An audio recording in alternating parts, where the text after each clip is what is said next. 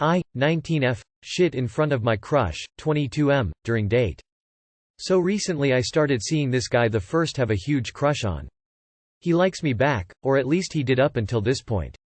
Earlier today we went on a lunch date to an Indian restaurant. Afterwards, we walked to the park together, where we just sat and chilled. As we were having a great convo, I had to go to the bathroom, but I held it in because I assumed there would be a bathroom nearby and I could make it until I got home. However, as time went on, I realized I couldn't hold it in any longer, so I asserted that I needed to use the bathroom. I checked for the nearest bathroom on my phone, which was close enough, but he offered to go with me, since it was a little ways out. As you can imagine, this stressed me out, but I couldn't reject his offer. So we started walking, and I did so at an embarrassingly brisk pace while wearing heels, which were killing my feet. Unfortunately for me, he was quite close to me, and within about 7 minutes of walking, I felt I could no longer hold it in. I told myself that I could make it, and that I couldn't embarrass myself anymore, especially because I only needed about 3 more minutes until I made it to the bathroom. To my demise, however, as my date was walking right next to me, I let out a shart in front of him. My heart sunk into my stomach as my date just made an involuntary expression of disgust. Quickly, he tried to compose himself, but I sharted again. I wanted to cry and run off, but he reaffirmed me that everything is okay and that accidents happens. I just told him that I needed to go home and he said that he understands and we parted ways. He texted me if I got home but hasn't texted me since then. I literally can't face him anymore and the amount of embarrassment I went through feels intolerable. Please help me. Just imagine the toast at your wedding. We met at the infamous Indian restaurant, went to the park then sharted her way into my heart. Text him something like, "I'd love to go out again with you, if you're free sometime. I'll make sure to use the bathroom before we leave." Or, "Let's try another date, but no Indian this time." Or, "I'd love to go out again, but if not at least you get a great story." Basically make fun of the situation. It's the only way to come back from this. I feel for you though. Rough situation. Shit happens. OOPFFFF. This one might have to go into your vault, I'm afraid. Hard to come back from this without just making fun of it. I'd suggest another date, somewhere you recommend, and say that it's his turn to shit at the end. Don. Be embarrassed or ashamed, be confident, make a joke of it, and maybe it'll be a funny story you tell other people one day. He contacted you when you were home, it shows he cares and has an interest. You will need to contact him if you want to see him again. Funny story. But he's human so he should understand your pain. I loved the, he quickly tried to compose himself, but then I sharted again part. Should've pulled the white chicks joke, oopsie, had a poopsie. Update. 23m. Have a crush on my coworker, 20f, and can't tell if she likes me. Hi, like the title says, this is an update to a post I made about 2 weeks ago. The original post got about 4 comments of people telling me to ask her out. So I did. We hung out last Friday and had went to the movies.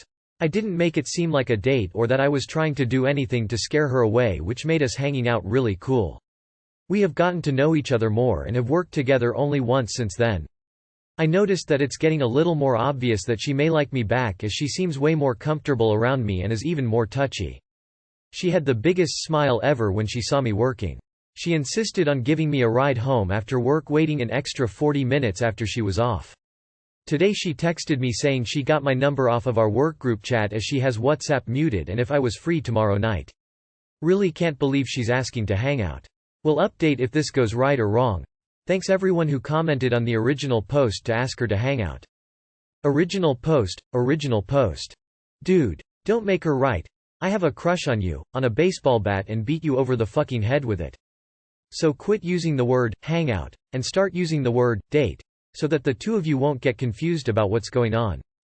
People don't waste 40 minutes of their time waiting for someone they don't like so they can drive home together. She likes ya. Yay, clapping hands, light skin tone. Rooting for you, bro. Yeah, you go. Reddit are useful sometimes after all. Take your shot, she likes you. I am saying as guy who never took a shot with similar signals and later found they were into me many times. Woohoo. Great news. My girlfriend has long-term health issues and she told me it's fine if I leave. Throwaway, as I know we both use Reddit on our mains. 38 male. Been with my girlfriend, 37 female, for just over 8 months. We met and were friends before we got together last year. To be honest, I'd been falling for her way before I got the courage to tell her. We just moved in together a month ago. My girlfriend told me she had a few health issues. She has a liver condition, polycystic ovaries, and she has severe pains in her abdomen a lot due to an op when she was younger. I always told her that was fine as I knew about it when we were friends and had always supported her. After I moved in, she had a few bad episodes of passing out. Once she passed out and hit her head, so I took her to the ER. When we were there, they found issues with her blood pressure. They had to take it so many times. The capillaries in her arms burst. And her readings were crazy high, like 175/140, so she has been referred. She also has still been passing out a lot. She sleeps a lot due to this and her blood pressure going up and down all over the place. I have been doing what I can, making her meals which are super healthy to assist with blood pressure and cholesterol, and doing the chores in the house. I heard her crying in the middle of the night and I asked her what was wrong. She told me she expects me to leave at any time as I didn't sign up for all these extra health issues, and she then said she wouldn't hold it against me if I did leave. I don't know how to reassure her. In every respect our relationship is great. She is kind, caring, and she makes me laugh and feel happier than I ever have. I can really see us going all the way, even with her health. It doesn't matter as I know she cannot help it. She still insists I should leave as she feels guilty for this and that she didn't want me to end up as her carer. Any help is appreciated. She is with a doctor now and they are investigating the ongoing problems, but I want to try keep her calm as I am sure all this stress doesn't help her blood pressure. She's feeling insecure and scared. She wants you to just rip the band-aid off because in her mind you leaving is a for sure thing. It's just a matter of when.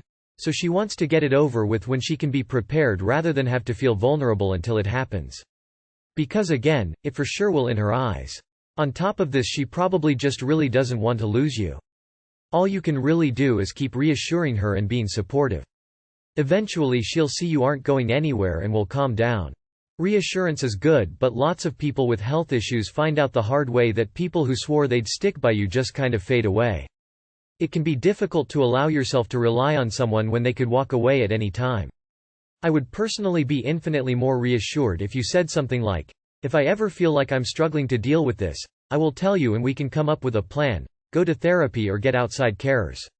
It is better to have a plan than just airwave the issue away with platitudes. Love and support her. That's all you can do. Sounds like you are doing an amazing job already. Wish I could give you both a hug right now, given the hell you two are living through. I realize you've been together for under a year, but have you told her that you could see your relationship going all the way?